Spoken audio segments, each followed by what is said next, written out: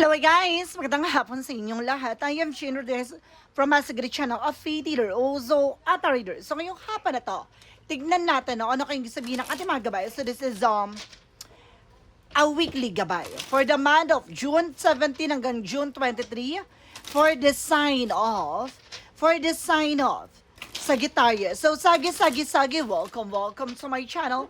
Ano kayang messages, advices ng spirit guides ang ating masasaga for today's video? Kanino kayang energy or kaganapan sa buhay ng mga Sagittarius ang ating mga kagilap? So, guys, this reading is a general reading namang hindi lahat makaka-resonate, kunin lang ang makaka-relate sa inyo. And comment down below kung kaninong energy ang ating nasagap. Because don't forget to like and subscribe my channel and hit ko siya for more videos update. Maraming salamat sa mga walang sawang pagsuporta sa aking channel, lalo-lalo nang skip ng ads na way pagpalain po kayo ng Diyos at may kapal, siksik, liglig, nag-uumapaw na biyayang manambalik sa inyo. So let's see guys, what is the messages, advices ng ating angel spirit na para sa ating mga kapatid na Sagittarius. So let's see and watch this. Hagilapin natin at tuklasin natin maaring masagap natin sa energy nyo ngayong linggong to. Let's see and watch this. Angel Spirit, let's get information. So there is a page of wands. So there's something good news. Na may magandang balita. No, may magandang impormasyon na doon na darating. No, there's something, an email, a messages. No, there's a phone call coming in. So may impormasyon na maaaring magdadala sa iyo, no, ng fresh ideas. And there's a star card for a wish fulfillment. So mayroon din daw matutupad yung mga pangarap mo. No, may mga bagay na maaaring maisakatuparan mo. No, there's something, hope, renewal. No, there's a miracle. Bro, there's a faith and healing. So, there's an inner clarity at the same time. So, talagang mayroong bagay na maaaring magbigay sa ng pag-asa, katuparan, at maaaring kaligayahan. What is additional messages? And represent with a severed sword with a snakiness. Now, there's a cheating lying on you. Just being aware that because there's a betrayal, no, there is a person na maaaring mag-betray sa'yo. Or maraming mga taong nagsisinungaling behind your back. So, kailangan mong, kumbaga kilalanin, kumuha ng informasyon, yung mga bagay lang na makakatulong sa'yo. No, there's something strategized. So, mayroon siyang strategy, no, na maaaring ginagawa, no, para makakuha ng information sa'yo. No, there's a spying, looking, watching at you. And of course, there's a Five of Cups in reverse. There's something, guys, with a moving forward. Hope returns. So there's a recovery, acceptance, contentment. There's a finding peace. So makukuha mo yung kapayapaan sa likod ng mga kasinungalingan. Oh my God. What is additional messages?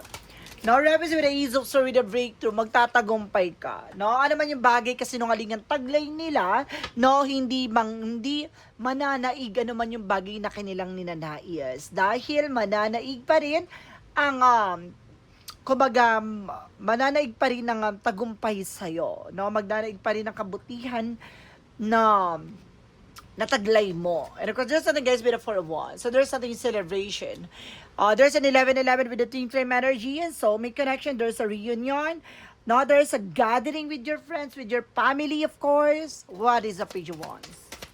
Represent, guys, with a Death card. So, there's an ending and a new beginning. So, mayroong bagay na maaring mawakasan, matapos, matuldukan. At may magandang balita na maaaring magbigay, no, ng final ending dito. There is a big changes, no, na maaaring maganap at mangyari. What is a star? Represent what? There is a Hermit card. Spiritual journey, spiritual enlightenment. Oh, the star card represents something, a blessing disguise. There's a miracle and the Hermit cards align. So talagang pinapakita dito, there's a spiritual illuminations na maaring nagre-represent upang maliwanagan ka sa mga nangyayari sa buhay mo. There's a purpose, no? May dahilan daw yon bakit nangyayari yon. No, hindi dahil para siraan ka kundi para magbigay ng guides sa'yo. Ganon. So what is the Seven of Swords? Represent guys with the Nine of Pentacles. You have a potential for abundance. Na may potential ka para maging malago. Kailangan mo lang alagaan ng iyong sarili.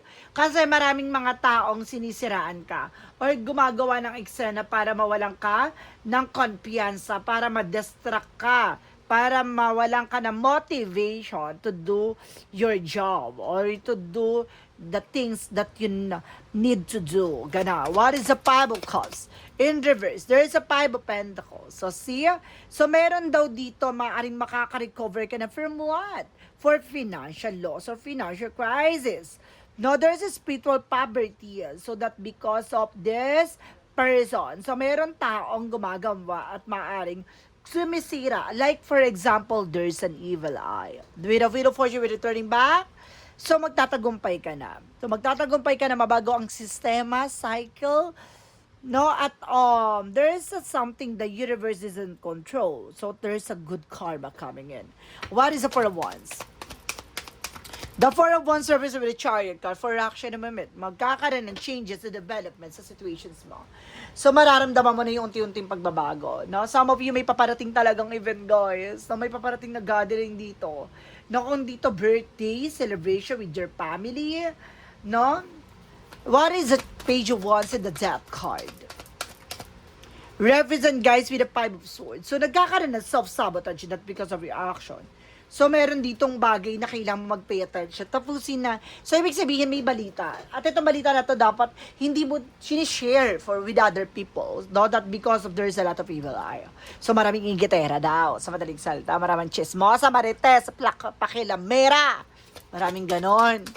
What is the Star with a Hermit card? Represent with a Justice card. Oh, it's all about karma. Ito na nga. No, with the Star card, there's something, excuse me. The Star card represents something, an unexpected situation. With a Hermit card, there's a blessing disguise with a clarification. Now, kapag clarify siya with a Justice card, there's something, a reason. No? Sa madaling salita, there's a karma. So, yun yon. No? May mga bagay dyan na naangkop at maaring, kumbaga, ayon sa kalooban ng Diyos, that because truth is revealed. No?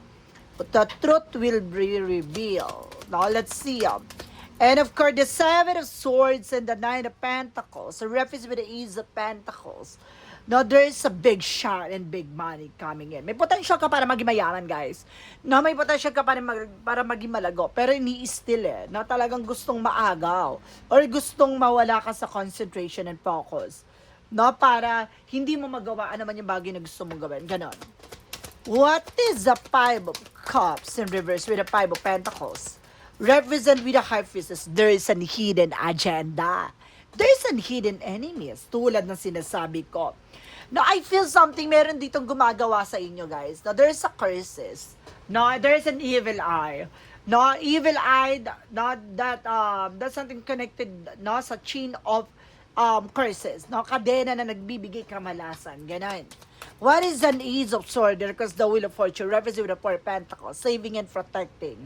So, magkaroon ka ng security, guarded, solid investment, no, long-term security. So, magkaroon ka na pang matagalan na alam mo magkakaroon ng seguridad.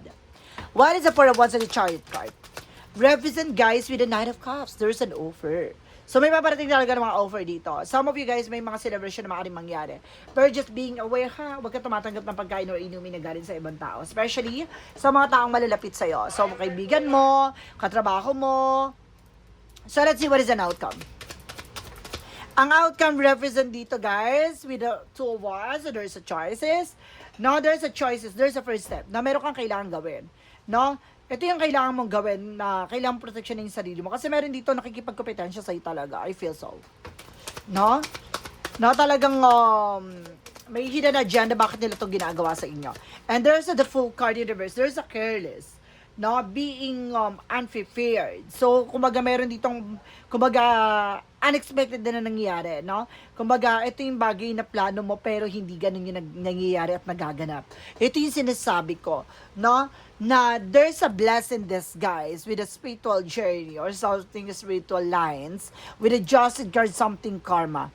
Karma represents something good, but there's something a full card in reverse.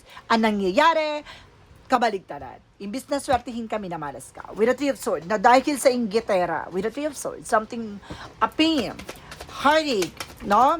And of course, that brings you with a depression. So, maaaring ito yung bagay na ginagawa sa'yo para ma-depress ka rin from your situations. And there's a Page of Swords, there's a witty, no? There's something wise, no? There's something to get more information. May rami kang bang bagay na dapat malaman at matuklasan, no? Sa mga tao sa paligid mo. Merong talaga, no? Talaga nasa-sense ako dito na sa paligid mo lang to. No? And there's another one, slow and steady, maging mahinahon ka. There's a rebellious. May sense ako dito parang, dahil sa atong taon na to, na parang ayaw na uungasan, ayaw na sasapawan, ganun. And there is a devil card. Sabi ko na ba there is something, a devil card. Oh my God! So, pinapakita talaga dito na, kumbaga, it's more on inggit talaga, no? Kumaga may offer tong painumin ka ng kung ano-ano or merong pagkain na i-offer sa'yo or there is something an apology coming in, no, baka humingi ng tawad to sa'yo, gato ganyan, humingi pasensya, gato ganyan, no, sa celebration, no, may gagawin siya sa celebration, guys, mag-ingat kayo, kasi there's something, a devil card, na talagang mayroong hindi maganda ang kanyang intention, no, kaloka ha, iba talaga pag nagagawa ng inggit, no. Grabe, gumagawa ng eksena, pasabog. What is additional messages tayo? Pagdating sa finances and career, love life at kalusugan. Okay, let's see. Pagdating sa finances and career, love life at kalusugan.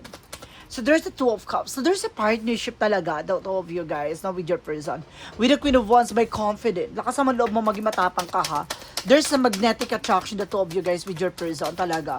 So ibig sabihin dito talagang, kumbaga, malakas ang inyong connection ng person mo. There's a Knight of Cups. There's a wish fulfillment. So tumatutupad nyo yung mga pangarap nyo. Especially sa inyong trabaho, negosyo, hanap buhay. With a Magician for manifestation. Meron talaga kayo mamamanifest. With a Ten of Cups, something happiness. So magiging masaya kayo talaga, no, with your family. And there's a Six of Wands for victory. At magtatagumpay kayo.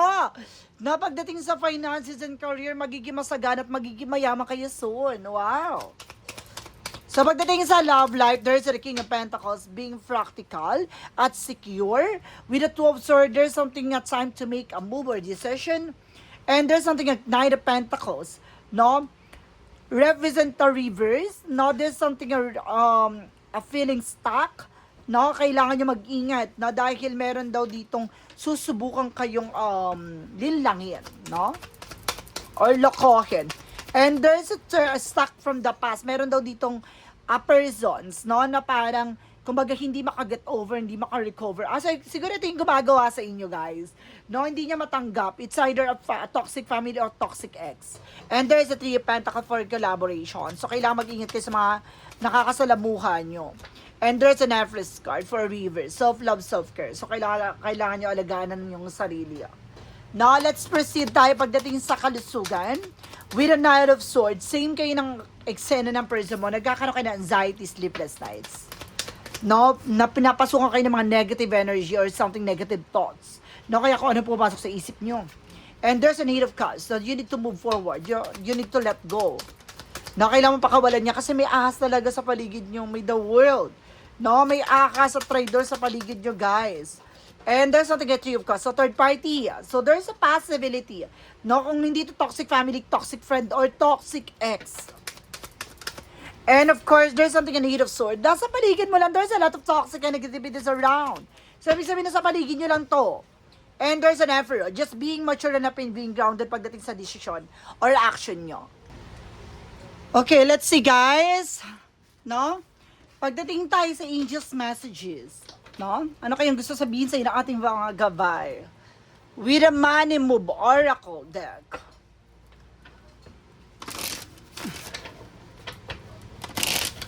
What is the Money Move Oracle deck represent what? There's a perfect fit. You meant to be here. So, ibig sabihin talagang para sa itong mga bagay na ito. There's a finding the right path, the fit with the soul, the ideal job. So, mayroong bagay talagang suwak para sa'yo. So, may mga bagay na talagang natataon, hindi dahil coincident. No, there's something, a reason talaga. It's not coincident. No, there's a gift from the universe. And angel's number represent with a 777. Perseverance. So, kailangan mo magtiyaga. Pag nagpapakita sa iyo yung angel's number with the 777, continue what you're doing. Now, there is a need for a change of perspective of whatever has taken over you now. If you want to succeed, you need to keep going down the road. You're on, reach from the wisdom within, and you just know what the right next step is. No? So there's a change of perspective. So kailangan baguhin mo. Ano man yung bagay na aring hindi nakakatulong sa paglago mo. No, there's a reflection. No, ano man yung bagay na ipapakita mo, yun yung magiging katumbas ng iyong mga ginawa. Yon. What is the magical fairy messages represent what? There is something in business venture. Talaga meron about sa business. No, talaga magiging mayaman ka someday, guys. Pasabog. What is the yin and yang oracle card? There is an higher self. There is an activation. So, ina-activate na dito about sa spirituality. No, talagang pinapakita sa dito, kailangan mo lumapit about sa ating poong may kapal. There is something, a shadow. No, there's a moon. So, ibig sabihin dito, isa sa bagay na kaya hindi nagtutuloy-tuloy yung magagandang eksena sa buhay mo dahil natatakpan ng negatibong energy. So, ibig sabihin, no, there is something, a curses, there is an evil eye na nagkakadlang ng iyong paglago, no, ng iyong pag-unlad. What is the romance with mystical oracle deck? There is a peace. No, magkakaroon kayo ng kapayapaan, guys. No, magkakaroon kayo ng kalayaan. And there's something, guys, with a soulmate. So, talagang pinapakita dito, there is an everlasting promises. So, magkakaroon kayo ng pangmatagalang relasyon.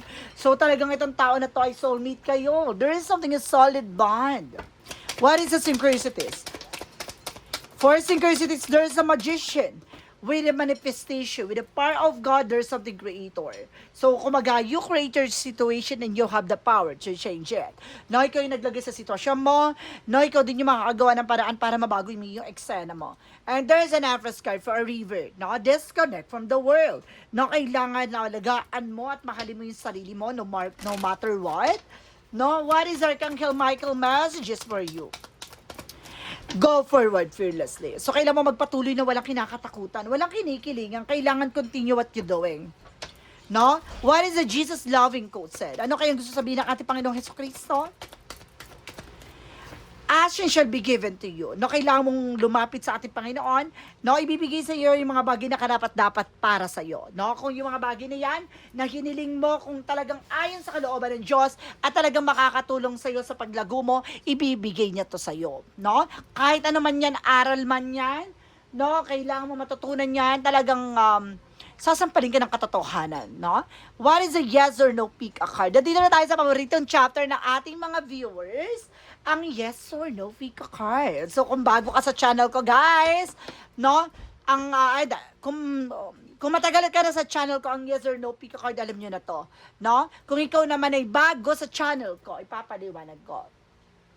Ang yes or no pick a card, pwede ka magtanong, no? Mag-iisip ka ng tanong ngayon na, no? At mag-iisip ka ng tanong at pipili ka na magiging sagot within 1, 2, or 3. Dahil kapag nakapag-isip ka ng tanong at pumili ka na ng number na magsisilbing sagot sa'yo sa tanong mo, bumili ka dyan within 1, 2, or 3. Isa lang, no? Hindi pwede multiple numbers or multiple options or something. So, kailangan mo na pumili ng isa. Huwag kang masyadong gahaman. Charis. Kung mag-isa lang, no? Hindi pwedeng madami. Okay. So, let's proceed tayo. Let's start with the number 1. Number 1 represent what? Sino yung nakapili na number 1? There is a yes! Fitting it all into place, coming together, united, no? So, pinapakita dito na talaga itong bagay nito talagang ilalagay ka sa kalalagyan mo. No? Kumpara kayo talaga sa isa't isa. There's a perfect fit. Diba? Talaga pinapakita dito, there's a swap. No? There is a pieces, no? Na parang, kumbaga, hindi siya mabubuo kung wala ka. Parang gano'n. Masabog ka dyan. Kulang ako kung wala ka. Ay, gusto ko yan. I love it. Number 2. Number 2, there is a no. Not ready to get started. Plans aren't fully formed. So may mga bagay na hindi pa handa. So hanggat hindi pa talaga totally na parang kumbaga na iaasayos or there's an evolution kasi na parang pag hindi pa siya hulmado, hindi pa siya hinog, hindi pwedeng pitasin or hindi mas ganda ang magiging resulta. No? Yung sinasabi dito, nahayaan mo muna siyang kumbaga, mahinog sa eksena. Number 3. Now, there is a no. Oh, feeling run down, tired, draft time too much. So, parang pinapakita dito na parang pagod na pagod ka sa mga nangyayari. So, parang pinapakita dito na it's time na kumalma ka, magpahinga ka. No, hindi mo kailangan magmadali. No, kailangan mo lang talaga maghintay ng tamang tiyempo na kung yung mga bagay na to ay para sa'yo talaga na. Diba ganon? Masyado mo frustrate yung sarili mo, mas lalo ka napapagod, mas lalo ka nagkakamali, mas lalong tumatagal kapag nagmamadali. Ganon. So guys, this is something a weekly gabay for the month of June 17 hanggang June 23 for the sign of for the sign of Sagittarius. So, Sagi, maraming salamat for this wonderful reading. So, once again, this reading is a general reading namang hindi lahat makaka-resonate. Kunin lang ang makaka-relate sa inyo and comment down below kung kaninong energy ang ating nasagap. And of course, don't forget to like and subscribe my channel and click question bell for more videos update. Maraming salamat sa mga walang sawang pagsuporta sa aking channel, lalo-lalo nang skip ng ads away pagpalain kayo ng Diyos at may kapalisiksik, liglig umapaw, na biyayang manang balik sa inyo. Maraming salamat guys and see you in the next video. Bye-bye and babush.